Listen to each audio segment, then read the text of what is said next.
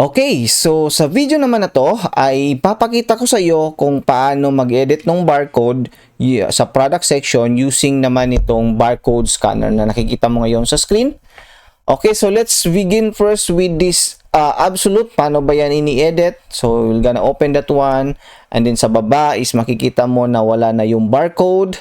Ayan, so walang barcode, in-edit muna natin, and then you can now start scan.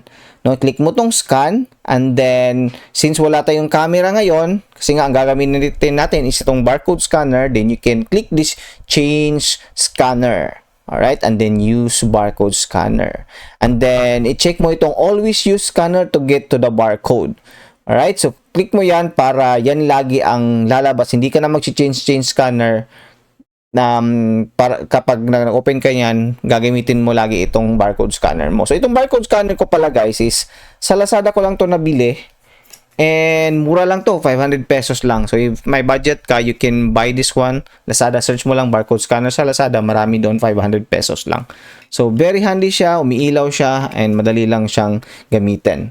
So we can now scan the barcode of this Wilkins. So ito yon. So, open lang yan. Ganyan lang. Then, you don't need to do anything about it. Then, scan mo na tong barcode na nandito ngayon sa Absolute Drinking Water. So, ayan. So, na-scan na kagad. 082 yung last digit. So, 082. Tama. Yung barcode na to. And then, you can then, na-print. Then, you can, na kagad? You can just print or save that product para maging okay na yan siya.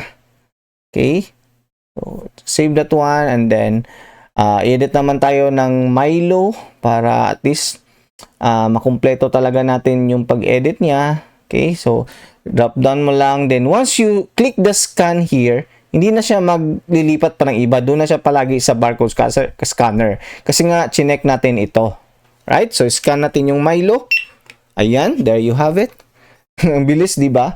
Iba kasi talaga pag may barcode scanner ka because mas mabilis compare sa webcam. So, ayan, update natin yung product na yan. And then lastly is yung Nova.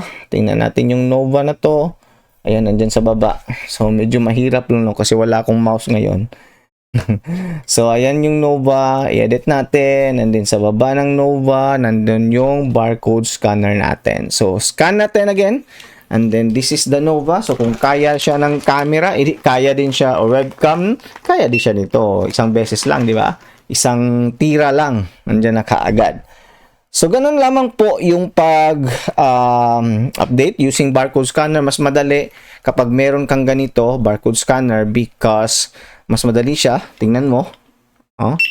Mas madali siyang nadidetect. And since finish na tayo ngayon sa paggamit ng cellphone, using cellphone pag-scan ng barcode and using the barcode scanner talaga. And again, if you have a budget, pwede mong bilhin ito na 500 pesos lang to sa Lazada. Mura lang.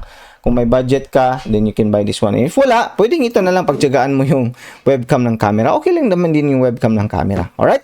So that's it. On the next section or in the next guide, I'm going to show you how you can order naman the products using nitong cellphone, barcode scanner using webcam ng cellphone, and barcode scanning using nitong scanner na to. Alright?